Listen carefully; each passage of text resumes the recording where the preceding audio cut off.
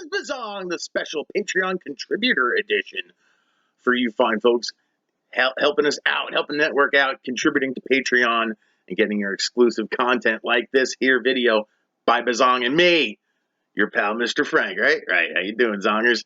Are you a Zonger? Are you listening every Monday on Project Entertainment Network to Bizzong? If you are, great. I love it. I'm hearing a lot of great things out there from you fine folks listening. And I'm real happy that the show is helping out and spotlighting all these great writers doing this Bizarro and weird fiction thing. It's fantastic stuff. If you're not listening, this video will be very helpful to you and to you Zongers out there. It's helpful to you too, because I'm going to be talking about, my Bizarro books here and kind of spotlighting some books and stuff. A little discussion, a little extra what I do from the show, talking to the writers all the time. So, of course, we got to start this off with my first Bizarro book. I talked about it once on one of my shows, and I've mentioned it here and there, of course, and I'm talking about none other than Baby's first book of seriously fucked up shit by Mr. Robert Devereaux. This is the one. This was my gateway drug, Zongers. This book, actually, I picked up because, I'm all into horror books and everything.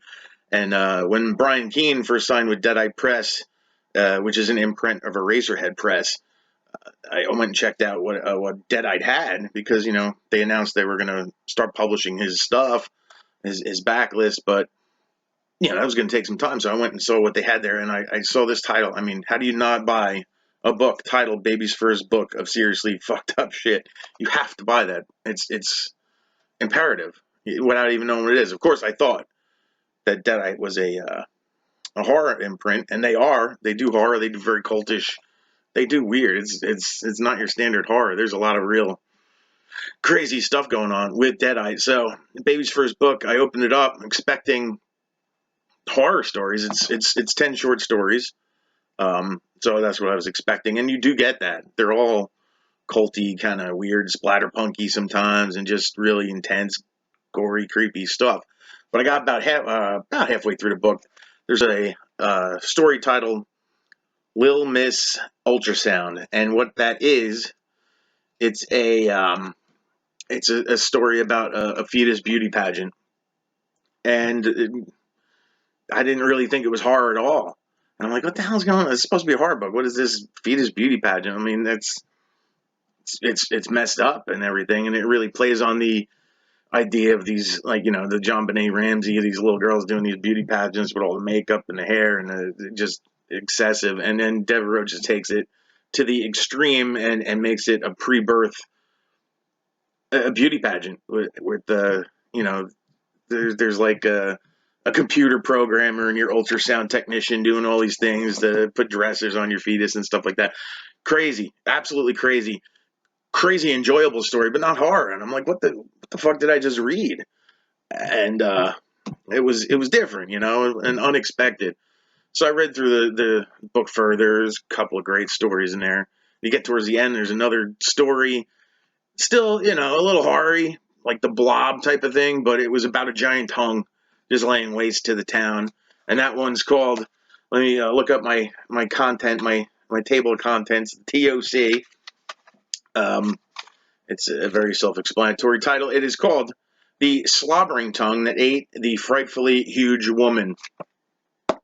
Giant tongue eating a frightfully huge woman.